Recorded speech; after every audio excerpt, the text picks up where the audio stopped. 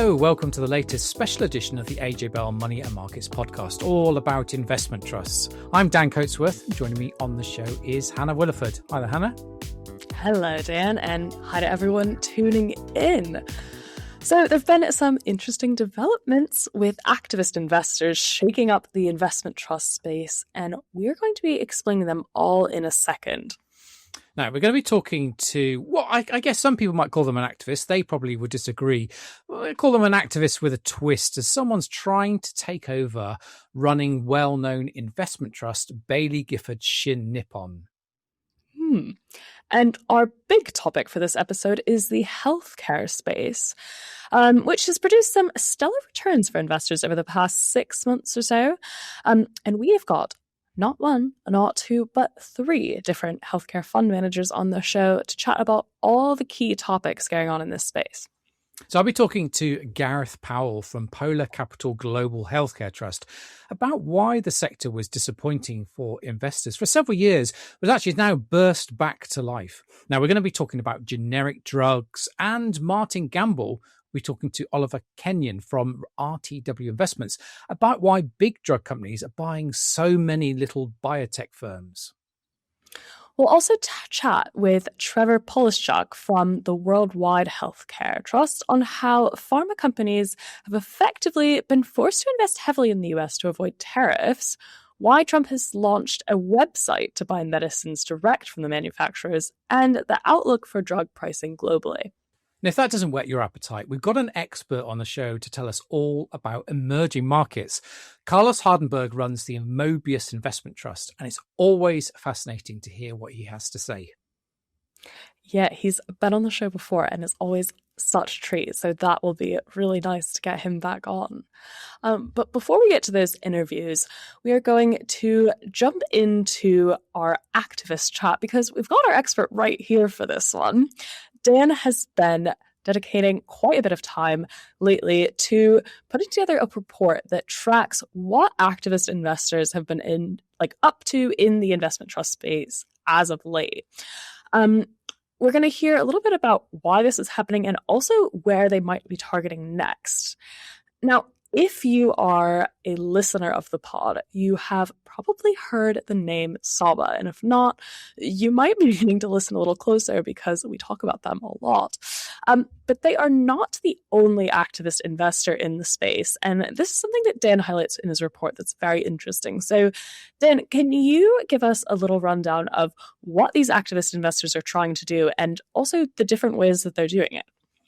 Yeah, so we've got to address Saba. It has 48 stakes in UK listed investment trusts. That's about 1 in every 6 trusts on the UK stock market. Saba has a stake in. So it's an activist investor. It takes a stake in these companies, and then it comes out, or so far it's come out for quite a few of them, with proposals to change either how they're run or to bring in, so let's say, a different manager, different board, or it might be it's pushing, let's merge them with another trust, or it might say, actually, you've already got plans to merge with things, you shouldn't do that. So really, they're trying to really influence the strategy. We've also got names like Metage Capital targeting Harbourvest's private equity trust. And it's basically there, it's saying it should be selling some assets, doing things differently. And it really, if it says not going to do that, it really thinks about should put itself up for sale. And we've got the asset management firm AVI. They're targeting also Harbourvest and also Chrysalis Investment Trust as well. So these are some of the names that are public, where there's also various names, quietly in the background pushing for change as well. And so you can see that whilst Saba is getting all the headlines, there's lots more going on behind the scenes. And I guess the reason is, if we take one step back, is because you've got an industry here where, yes, there are some examples of investment trusts that beat the market and they do it very well and they deliver really good returns for investors. But that seems to be the exception. There are so many trusts out there that are underperforming the market. And really, you just have to think about it. People pay a little fee. There's probably a little bit more than you get with a passive tracker fund because they want to use the services of a fund manager whose job it is to try and outperform the market. And really, if they're not getting that outperformance, people are now sort of questioning, well, why should I stick with them? Some people have stayed for a very long time, but, and now I just think that, patience is running out. I mean, Hannah, what's your sort of take on sort of the perhaps the shifting landscape that you're seeing? Yeah, well, I think the really interesting thing over this past year has been seeing where Saba and some of these other activist investors have been able to make some progress. So, I mean, the big headline bit has been all of these votes, right? And those have not gone so well for activist investors. There's been a pretty big turnout by investors that don't want these trusts to be completely taken over. They're sticking behind the system they have in place, but these trusts have definitely taken notice and are making shifts in how they're structured and other bits to kind of they're definitely seeing the point in some cases. So yeah, I've thought that's very interesting. Yeah, I mean, about a year ago, Saba came out and did a campaign against 7 investment trusts all at once. And shareholders were asked to vote on these proposals, and all of them said, no, we don't want Saba here. And so I think at that point, everyone's going, okay, the activist it hasn't worked. But throughout the year, it's been taken a bit more sort of quieter approach. We did see Midfield Canadian Income switch into an ETF. We saw various changes with the structure and the management and charges with CQ Natural Resources. Most recently, just as we're recording this, we're just a couple of days after we had a big vote for Edinburgh Worldwide Investment Trust, where Saba wanted to remove the entire board and stick 3 of its own representatives on it. I mean, it's sort of saying actually these are representatives. These are it claimed that they were independent, but it was putting forward these suggestions.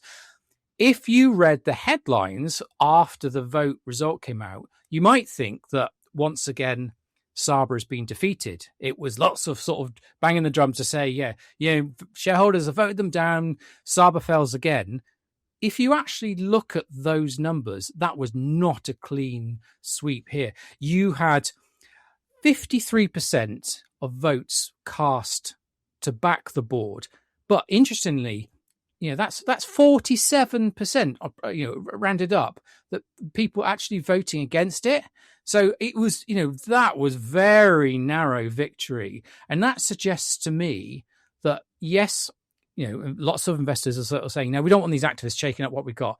It does suggest to me that there are people on the other side of that argument saying, yeah, we do want to see some change here. We really, really do want to see some change. I mean, Hannah, you obviously look at this space as well as I do.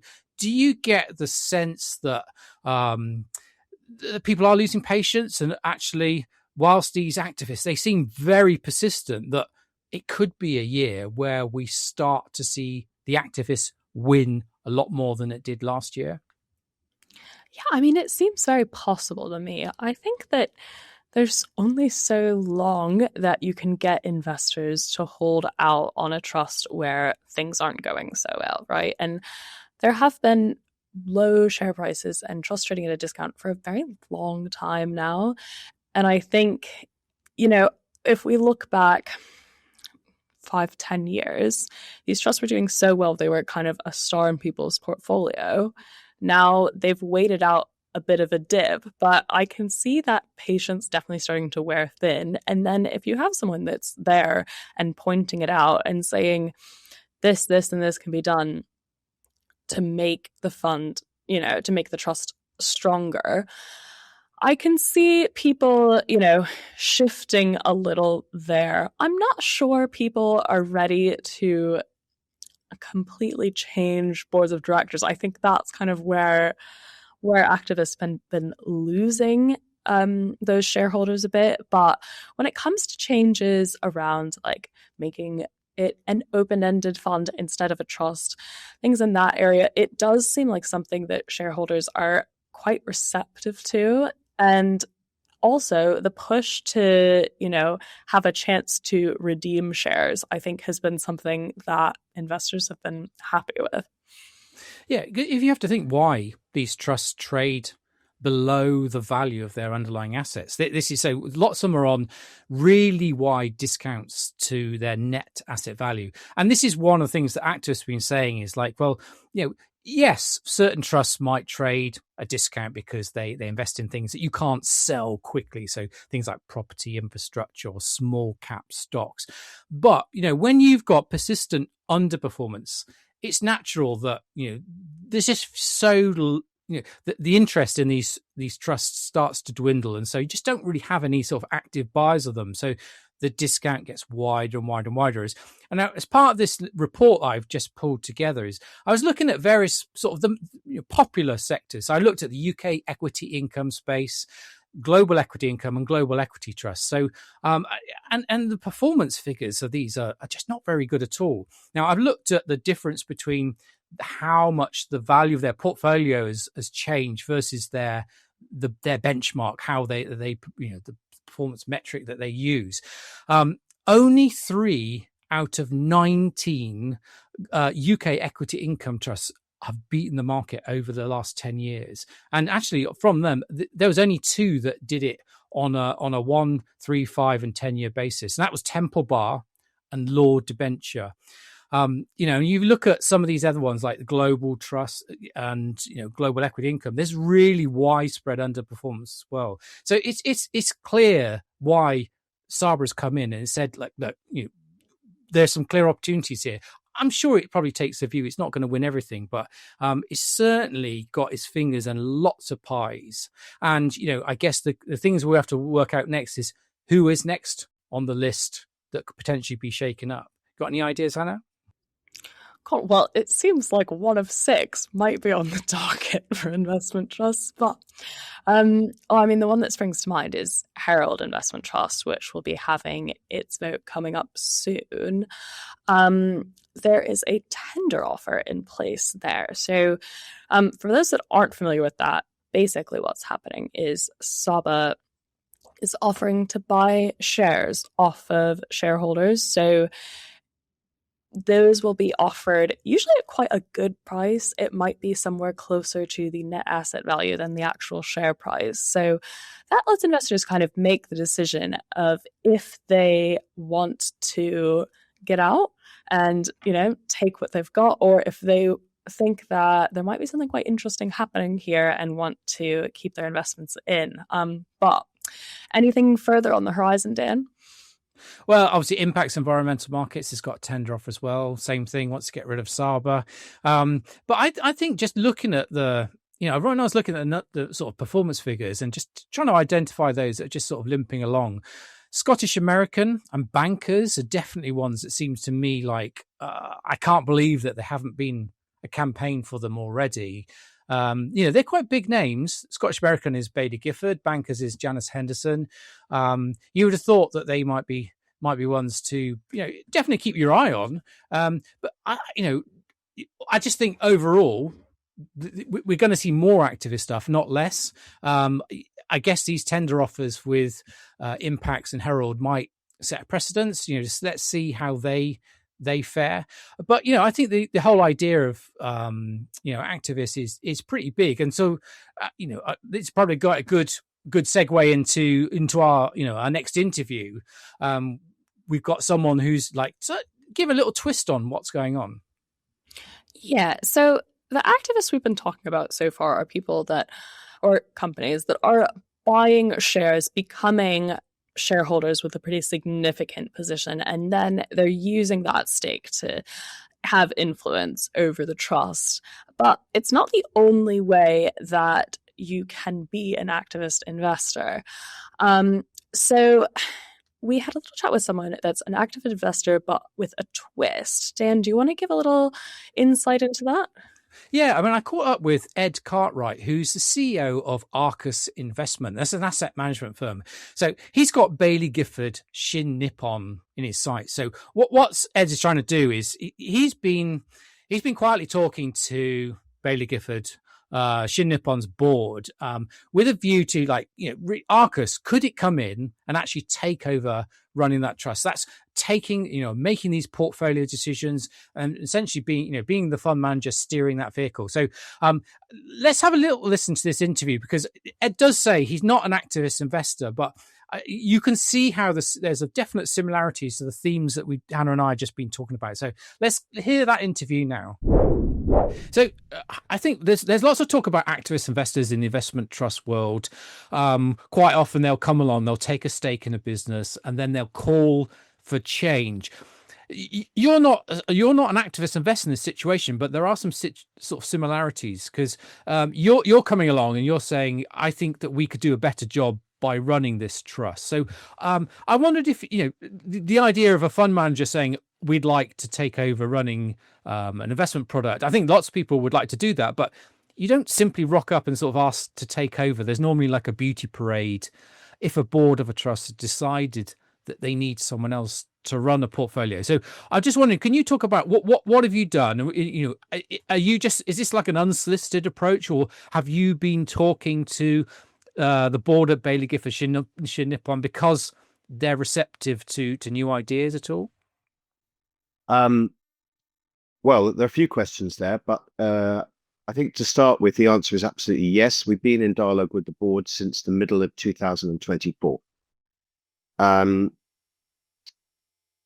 We are not an activist, as you rightly pointed out, but we are a manager who's managed assets in Japan's smaller companies for more than 25 years. And the reason that we first contacted the board was just because of, I'm sorry to be blunt, but the woeful performance of the portfolio was so stunning to us as somebody who's doing exactly the same thing, that we figured that this can't go on. We also figured that one or two of our investors who invest with us also have some shares in Baillie Gifford Shin Nippon. They brought it to my attention. And when we saw the disparity between the performance of our portfolio against Baillie Gifford Shin Nippon's NAV over the short and the very long term, 20 plus years, it was such a gulf anyway, we contacted the board, and the chairman of the board was extremely polite, was very attentive, clearly understands they have a problem, was not sugarcoating it. We first met, we presented ourselves in September 24. We explained what we would propose to do, how we would do things, and we believe differently, and obviously we feel better, but I'm biased. And then at that time, we parted as friends, we kept in touch. But then during the half-year results announcements in 2025, so that's September 25, in the statement, the chairman said, all options will now be considered. His words, not mine. And it's clear that, in what has been one of the great bull markets, I mean, let's be very clear, since COVID, since the epidemic, and since particularly the governance and shareholder changes, both bits of legislation that went through in 2022 and 2023, this has been an incredible moment for the Japanese stock market. And not only after 35 years and 8 months have we gone through the old high, but also now we've gapped another 20% higher and more. So the trajectory is very much of I'm very old, Dan, I was happy to admit, and I've been involved in Japan for 40 years, and I lived through the boom of the 1980s. Let me tell you, this is no less astounding in terms of the momentum and what's happening in the stock market. And in light of all this, I really believe that the management of the portfolio can be done very differently and a lot better. And so we met formally with the board in October of last year. We presented what we would do. You're right, we're not activists, but what we have said is that we don't manage portfolios where we ourselves are not invested. That is wrong. It's the wrong psychology, and to have skin in the game is critical. So although we don't own shares today, we've pledged to purchase at the outset £3 million worth of shares on if we were to manage the portfolio, and we would expect that to grow over time. We've also agreed to take part of our fees in scrip, in stock, not in cash, which is something else that I'm very surprised others don't do more of, because it shows alignment of interest. I can go on, but there are other reasons. Anyway, the board, having been very polite, listened, but then just didn't even come back to us and decided to move ahead with giving Baillie Gifford another 5 years. Baillie basically admitting that the conditional tender is never going to be met such that it wouldn't happen. So it's just paying it out early and giving another 5 years to the same fund manager. This being the third set of people at Baillie Gifford to manage this portfolio since the incumbent manager of many years, Mrs. Whitley, retired about roughly 10 years ago, I think, maybe just less. But there we are. So I can go on, but I think hopefully that gives you a flavour of where we are. So what have you gone to any of the other sort of the big shareholders in this trust and said, will you back us in any way? Obviously, like you say, you're not the activist, but could you collaborate with those shareholders to gain momentum what you're trying to do? Yes, we've spoken to 4 of the largest shareholders that comprise over a third of the trust. And I would say the first thing was we had to explain what we do. We had to go into detail as to our processes and how we've delivered results that are as good as they are. They've got, obviously, you can't just turn up and not explain yourself. So we spent some time doing that. We've also portrayed what we would do differently with regards to trust. I think there are some significant differences. I can run through those if you want, but there are a few of those that we see as ways that you could manage this in a very optimal way, certainly suboptimal at the moment, I believe. And there was great sympathy with I think one of the problems the board suffers from is listening to the shareholders, and we listened as much as we spoke. There is a divergent set of opinions as to what should happen. And that's a problem for the board, frankly, because trying to gain one way forward when the shareholders themselves don't fully agree is a problem. And it's a problem born from the fact that, when something's been a problem for this long and delivered suboptimal results for this long, it's very unlikely that you're going to get one recurrent view. So yes, the answer is, Dan, we have spoken to them, and they are, although there's not one view, I think the only way there is a common view is the fact that this can't go on for very long, and impatience is the word I would use. I think they're impatient.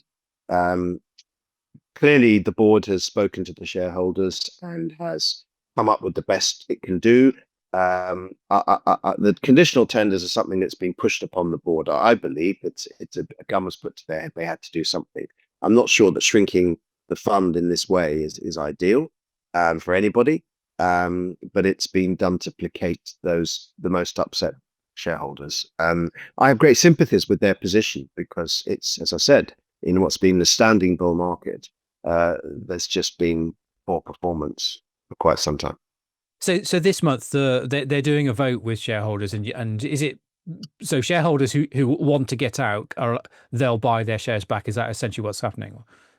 Well, no, the conditional tender, I think, of 15% is just being paid out. So I think you can get out of that. If I'm right, I may be wrong here, but I believe you can tender up to 15% of your holdings, I think.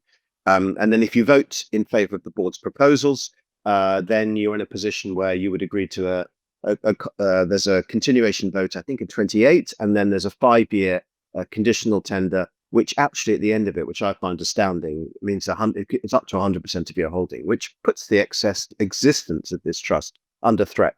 And that's my point. The board has concluded it would rather put the existence of this trust under threat than allow another manager to pitch. And to be very clear, yeah, we would be very keen to manage this. We've shown the board how we would do it and what we would do differently. We have no divine right. We have no divine right to do this. I would expect the board, if it decides to part from Baillie Gifford or look at other managers, look at its options, which I believe it should have done a long time ago, to have what normally is called a beauty parade. But I don't expect us suddenly to have a touch, God to put his hand on my shoulder and say, well done. It's not like that. There's going to obviously be a process, and I'd expect managers to be interviewed. And we're very confident that if that happened, we would be a compelling option. But the message to the shareholders is very simple: is there has to be a better way than this. Just doing the same thing recurrently, hoping for an outcome that's different, is questionable. And so my message is simple: is that I think the board needs to go away and try again, and needs to think harder about alternative options, and really consider what is the best way for the shareholders in what is the only trust on the London Stock Exchange that offers pure exposure to smaller Japanese companies. to really benefit from the incredible performance and still, despite the incredible rally in the market. If you look at 1 year forward PEs, price book ratios, market's still relative to the rest of G7 and stock markets cheap. And that is due to the amount of profit that is being created at the moment. And so in a way, the balance sheets are able to keep up with stock price momentum to some extent. And that's really good news for investors looking to the future. So there has to be a different way. There has to be a better way. And so I think I would urge shareholders to vote no, simply to make the board think again. Cool. Ed Cartright, thank you very much for joining us on the podcast. Thanks, Dan. Right, well, thanks again to Ed Cartright from Arcus for coming on the show. All right, it's time to buckle in because we've got our big health sector look coming, and I know listeners are going to find this super interesting. Yeah, I mean, I have to say, total investment geek here. Healthcare is one sector I do find really, really fascinating. I mean, there's some real interesting sort of tailwinds here. Global population's increasing. People living for longer. Drug development moves at pace. We're getting more treatments for more conditions. So you would have thought, actually, this provides, a very ideal, very interesting backdrop for looking for investment opportunities across the healthcare sector. But what caught my eye was how the industry was actually on the sick bed for several years until the middle of 2025. Very strong dad joke from you there, Dan.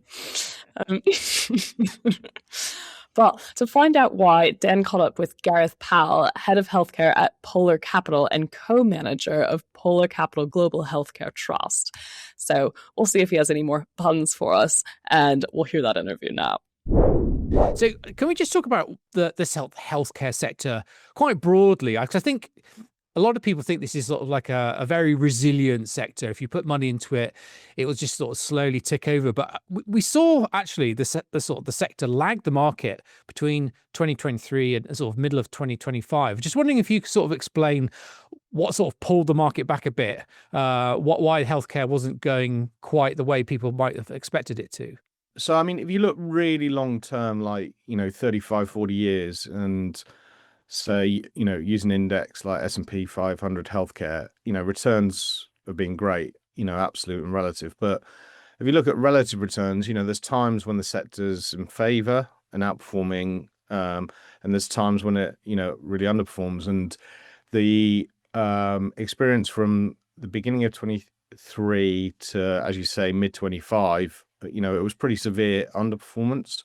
There were two drivers of that. So 22 healthcare significantly outperformed. So the drivers of that was concerns over economic growth slowing. Stagflation was the buzzword, and that drove particularly large mega cap healthcare to significantly outperform the market. So you're end of 22, you're in you've had this big run, and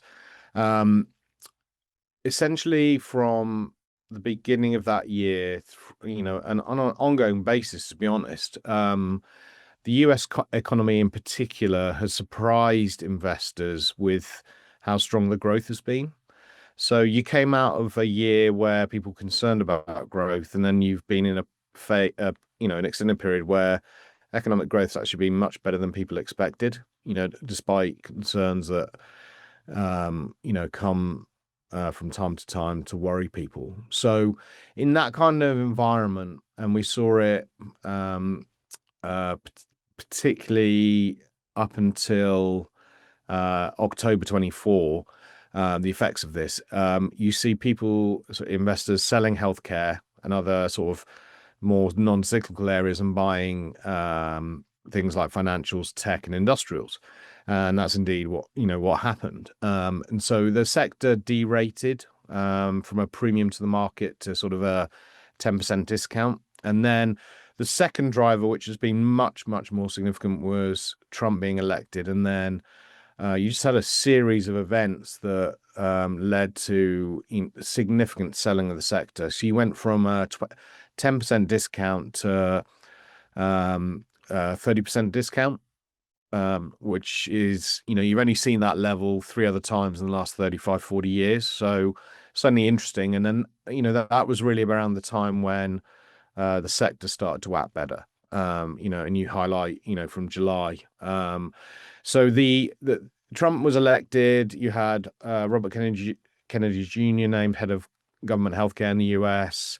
That scared a lot of investors, and just a series of events, tariffs, drug pricing concerns, even the Doge with Elon Musk, and so, but what you've seen over that, the sort of fear around all of those issues peaked in April, May of 25.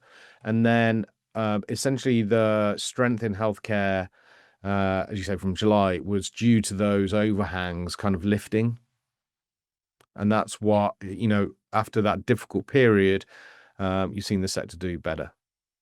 And so obviously your trust was up about a third roughly in the second half of 2025. I mean, that's a very strong sort of performance. I mean, obviously looking into 2026, I mean, I presume the earnings for these companies are always fairly solid.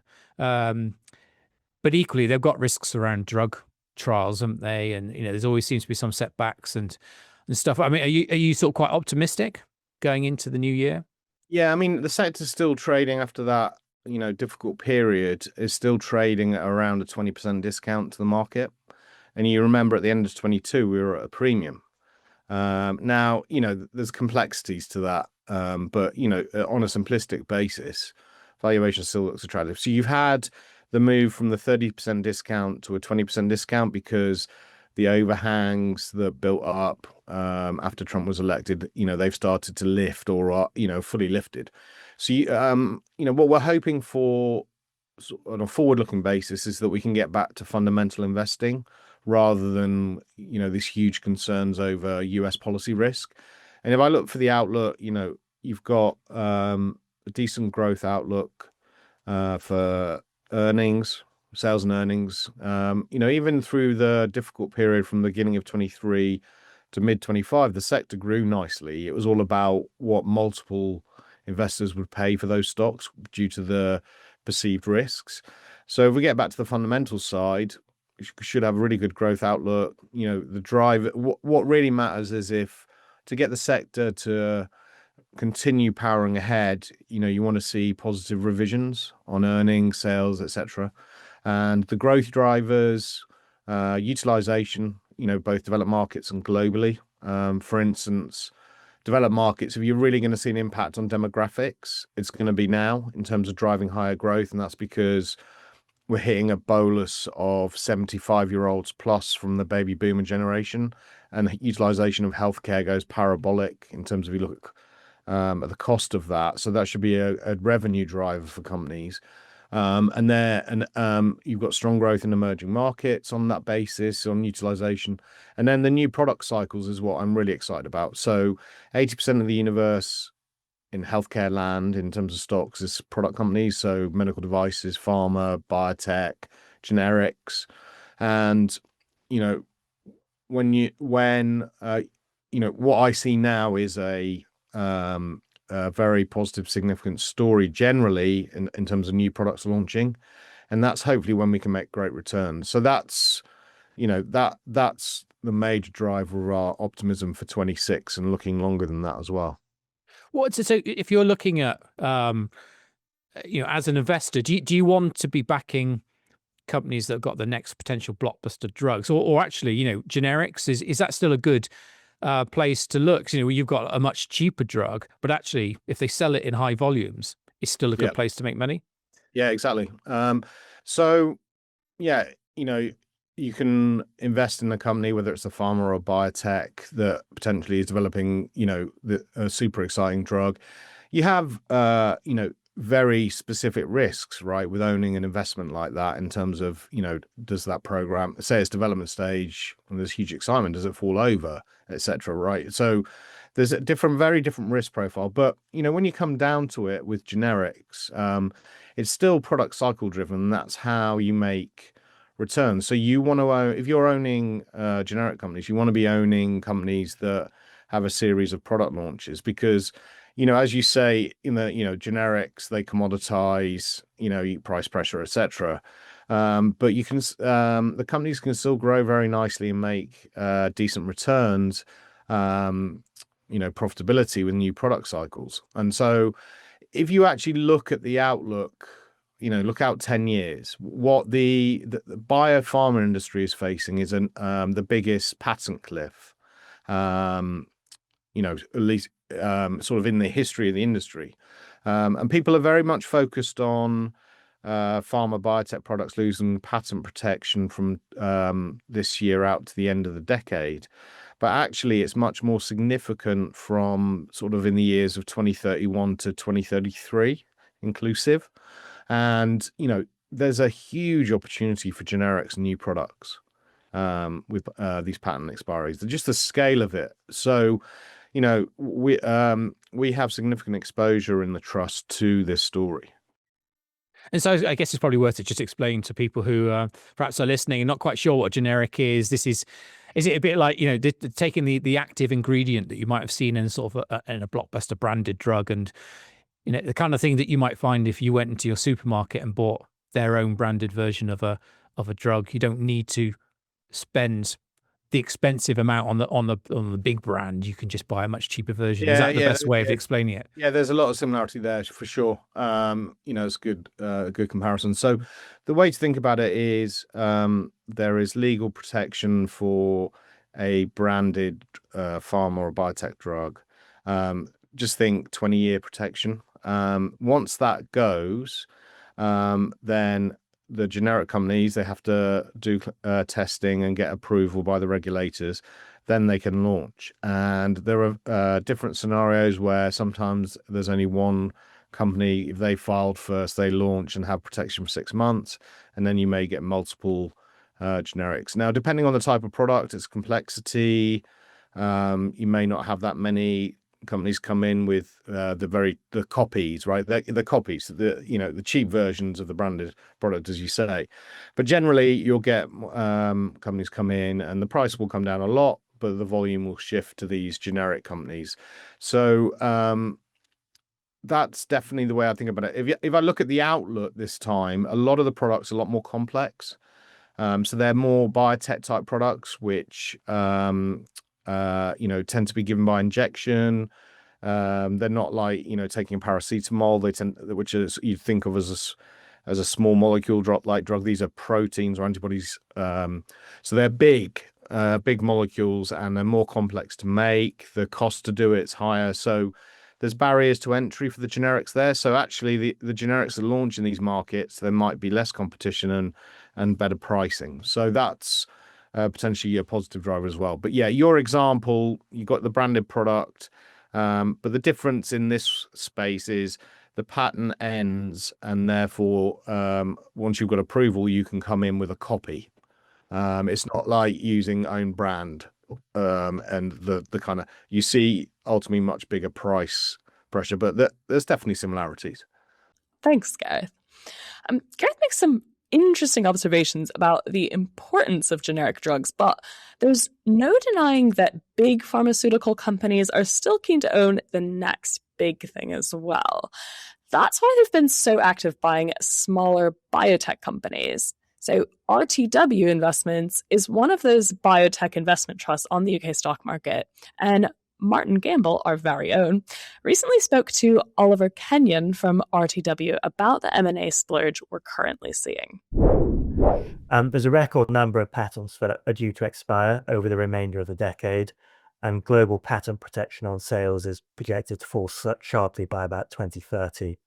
There's several blockbuster therapies, so big drugs earning more than $1 billion a year in sales, that are approaching that loss of exclusivity. So that creates a great deal of urgency for large pharma companies like Pfizer, Merck, Bristol Myers to replenish their pipelines. The way they do that is by acquiring innovative small and mid-cap biotechs, which are the real engine of innovation in drug production and discovery. Over recent years, drugs from biotechs have accounted for about 2/3 of all of those drugs approved. Big Pharma itself really innovates less than it did previously, and instead it purchases these small and mid-cap biotechs to refill their pipelines. 2025 was a great year for biotech M&A. It was, in fact, the second best year since 2020. Over $100 billion of deals were done. That was about 2.5 times what was done in 2024. RTW Bio was a clear beneficiary of that. We had 5 acquisitions from our portfolio in the second half of the year alone. Because of that patent cliff, that series of patent expiries, that's a theme that we think will continue this year, potentially in a much larger way as the biotech recovery takes hold. M&A will be a primary driver of growth for Big Pharma. So many different sectors have had to jump through hoops since Donald Trump returned to the White House, and the healthcare sector is definitely one of them. Let's now hear from an expert about what's gone on and how Trump's actions are feeding into the broader healthcare space.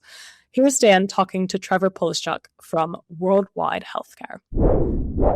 I want to talk to you about the trend that we've seen in recent months for Donald Trump and the Trump administration to put quite a bit of pressure on non-US drug companies to invest more in the US, whether that's manufacturing or research facilities. So, and it looks like a sort of a way that if they do this, they spend money, they create jobs, that they'll be able to avoid tariffs because those products will be made in the US. So were you surprised by this trend? Or obviously, because one of the names in your portfolio is AstraZeneca, and they very much firmly have been doing this. Right. Yeah, this is a great question, Dan. I'm not surprised by this trend. I've been surprised at how fast it's come about, though, to be quite honest. This is an effort that Trump said he wanted to do, said he was going to do, and he put a lot of pressure across all of the global multinational pharmaceutical companies, not only the foreign ones, but the domestic ones here in the US as well. And it's been an unbelievable response. Trump sent out 17 letters to different companies, asking them to engage in this effort. 16 have signed a deal with Trump on this. And it's a staggering number, Dan, but we're almost up to $500 billion committed to U.S. investments by these companies, both across manufacturing and R&D investment. It's incredible. So do you think that they essentially had no choice? If they want to do business in the US and they want to avoid tariffs, the only way to do it was to redirect, perhaps, I presume all this is spending that was already being thought about anyway. Yes, that's a great point. Most of that $500 billion was already committed capital, but it made it for a great headline for Trump. But Trump was also somewhat smart in that he also attached to this requirement to avoid tariffs. He attached some drug price reform into each of these deals as well, which has been a really important catalyst for the industry because the threat of U.S. drug price reform by presidents started well before Trump took office. And everyone has sort of got in line, has agreed to some new pricing rules here in the U.S. as well as ex-U.S. It's turned out to be an enormously important catalyst for the industry because this overhang, this wall of worry, Dan, has finally been removed after a decade of investors wringing their hands about it. But if you as an investor, obviously you've got the prospect now where potentially these, we've got lower drug pricing. Is that? Do you think that's the direction of travel? And obviously that's will hit earnings for these companies. Perhaps you're invested in or considering. Does it make the space less attractive, or do you think actually lower drug pricing means potentially higher drug sales? If it's more affordable to varying people. Yeah, it's another great question, Dan. This is a very nuanced topic because on the face of it, yes, we're getting lower drug prices, but if you look at some of the details, really drug pricing is not going to go much lower. The industry did agree to adopt most favored nation pricing. And I know that's a big term, but that's just a term that just describes lowest prices will come to the US. But so far, that's going to be only in the Medicaid channel here in the US. And what does that mean? Medicaid is the most impoverished American citizens who are below a certain poverty level, and they get their drugs paid for by the government. That's a very small channel here in the US. It's already the lowest price channel that there is. But I think the key point is going to be additional volumes. We've seen in the past when drug prices go lower in the US, consumption goes way up. It's very sort of intuitive if you think about it. So we definitely think that's going to happen. Another big factor, Dan, in this legislation is Trump is trying to raise prices ex-US. Well, we have to wait and see if that happens. But the drug companies are on board with new product launches not being priced below US prices. So that might impact volumes negatively, but pricing should go up in foreign developed countries going forward. We've had this development with Trump's launch, this Trump RX platform. Like it's a place, as far as I understand, it's, if you are in the US, you can go onto this website and you're able to, is it sort of buy products directly from pharmaceutical manufacturers? Essentially, it means, the cheaper pricing. Yeah, you're spot on, Dan. So this is a brand new channel. It's called Direct to Consumer channel. And you're exactly right. TrumpRx.gov will be a portal that will link you directly to an AstraZeneca, Eli Lilly, or Pfizer themselves. And each of those companies will have a very small number of products available on this for patients without insurance. And what this does is going to dramatically lower those prices for people who don't have insurance, who pay out of pocket. So instead of paying list price, they're going to pay sort of the commercial channel price, which is a 50% discount or more, which is really the net price is what these companies accrue anyhow. But this is where the big volume opportunity is. The weight loss drugs has really opened up a new set of commerce, if you will, in the U.S., where patients are willingly paying out of pocket for certain drugs in certain categories. And so that's what TrumpRx.gov is going to do, is give those patients with no insurance a chance to get all these drugs at a cheaper price. But that's almost all pure volume benefit at this point. And what do the sort of the pharmaceutical companies actually think about this? Do they like this idea, or are they going, it's another situation where actually we've got to toe the line, we've got to get involved, otherwise it will look bad on us? A little bit of both, to be quite honest. I think most importantly, the companies, like I mentioned, we have 16 of 17 companies have signed individual deals with the Trump administration. What's been very clear is the financial impact is going to be very manageable in the near term.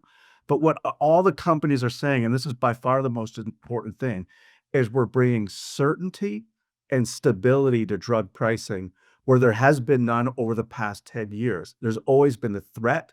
There's always been a concern. This creates an overhang. And as an investor, what you don't know is what you hate. That's the worst thing, is investor uncertainty. Now we have that certainty, and we've seen the group absolutely rally off of the lows after September 30th, where Pfizer signed the first deal with the Trump administration.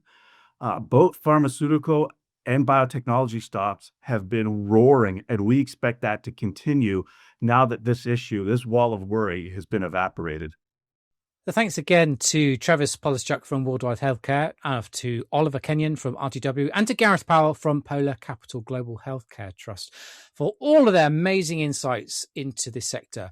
So just to flag, actually, we saved a little bit of chat about weight loss drugs for a future episode of the AJ Bell Money Markets podcast. So do look out for that segment in mid-February. But for now, it's time for one more person to come on our podcast, and it's a return visit from a former podcast interviewee. Yeah, so I recently had a catch up with Carlos Hardenberg from Mobius Investment Trust, which focuses on emerging markets. So this has been on the top of a lot of our minds recently, especially after the invasion of Venezuela by the US. It's had me really thinking about how politics play into investing, especially when it comes to developing countries, where a change in leader can mean a pretty gargantuan shift in the way the country operates and the way its finances operate. So to be clear, Mobius does not invest in Venezuela directly, but Carlos spoke to me about how he handles this kind of turmoil in other countries, how he's viewing that Venezuela situation, and how he safeguards his investments from these geopolitical factors. Here he is. I'm here with Carlos Hardenberg from Mobius Investment Trust. Mobius Investment Trust is focused on emerging and frontier markets, so we're going to dive into that a little bit.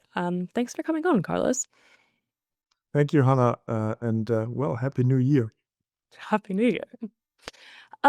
So I want to start by asking you a little bit about an elephant in the room when it's come to emerging markets, and that is the US conflict with Venezuela.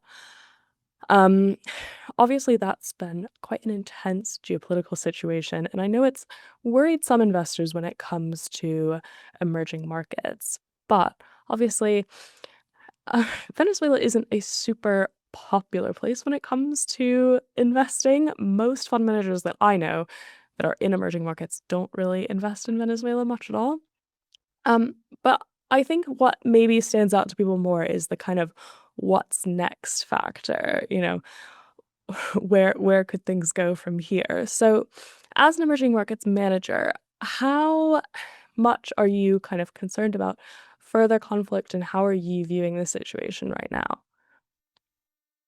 Yeah, that's, I think, a very, very important subject, and the geopolitical destabilization is now something we've been observing for quite some time over the last couple of years.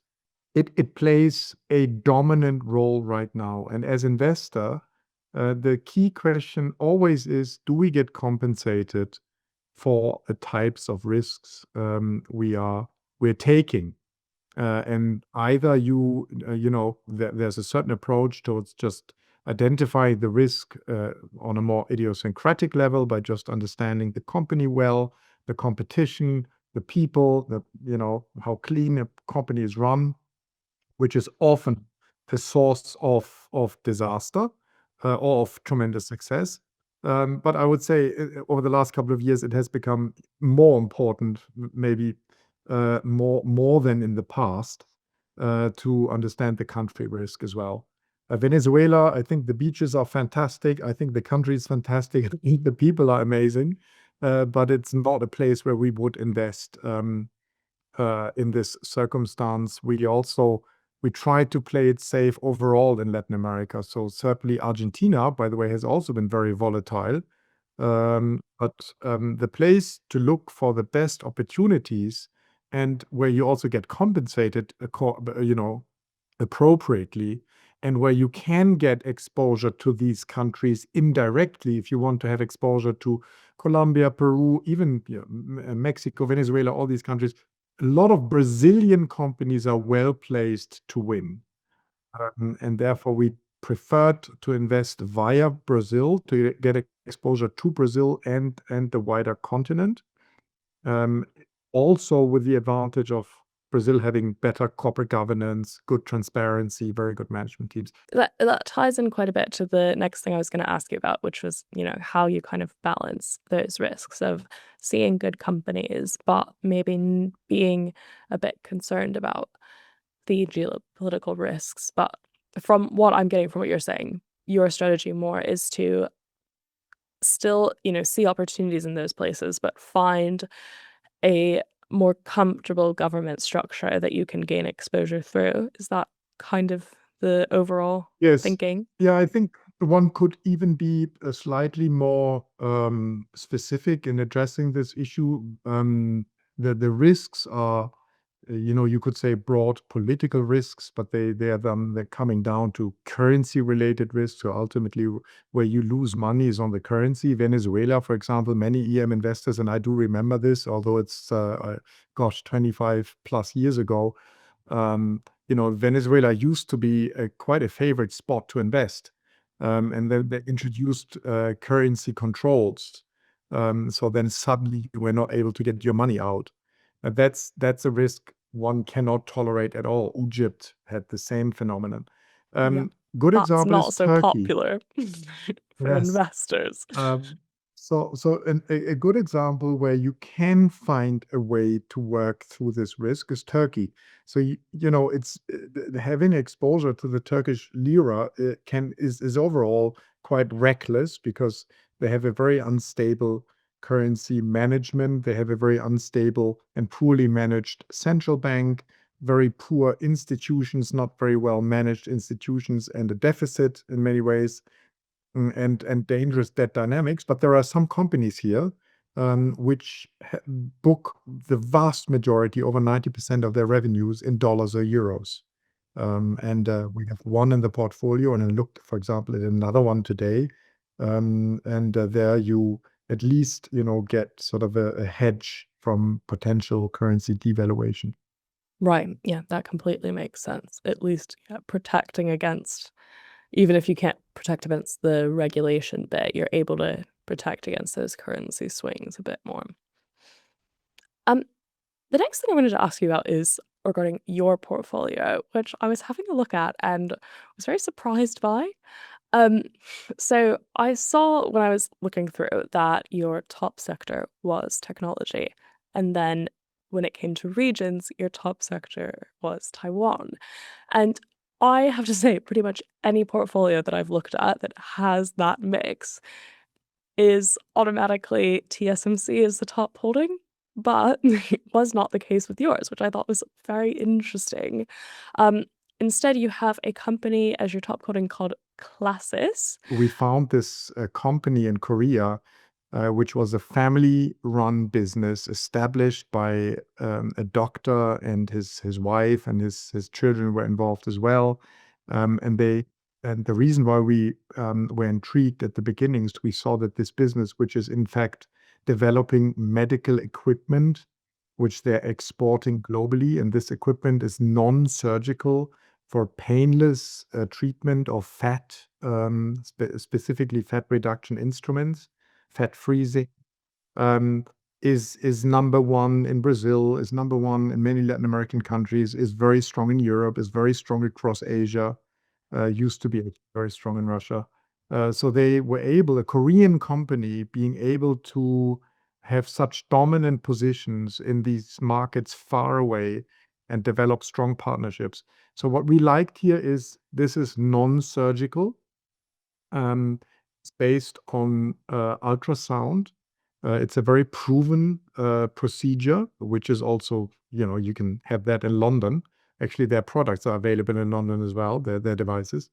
And they always had a tremendous capital discipline. We like the owner-operated nature. We like the liquid balance sheet. And we also like the fact that Bain Capital took a significant stake in the business a few years ago. So we bought this quite early on.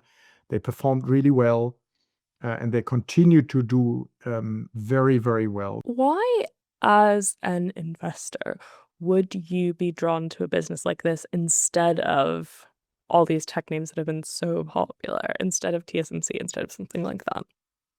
Well, I tell you, last year, I wish I had TSMC in the portfolio. That is very clear. It's done so well. And the years preceding this, many years it didn't do so well, or these larger names. We do have a very significant exposure to the semiconductor industry. We just got by the biggest, which happened to happen really well last year. So for many years, we were ahead of the curve. We had very good years with very strong performance, also relative outperformance. Last year was a very ugly year in relative terms. We hadn't lost money, but we didn't do as well as the large businesses. But that's time for everything, and I think the smaller mid caps will catch up this year and in the coming year. And I think that actually kind of leads in well to the last question I wanted to ask you, which is, last autumn, Mobius had quite an intense redemption period. Moving on from that time and looking forward now, any lessons learned or things kind of you intend to put in place in this year going forward? Yeah, that was a disappointment. I would have not expected the redemption to be that high.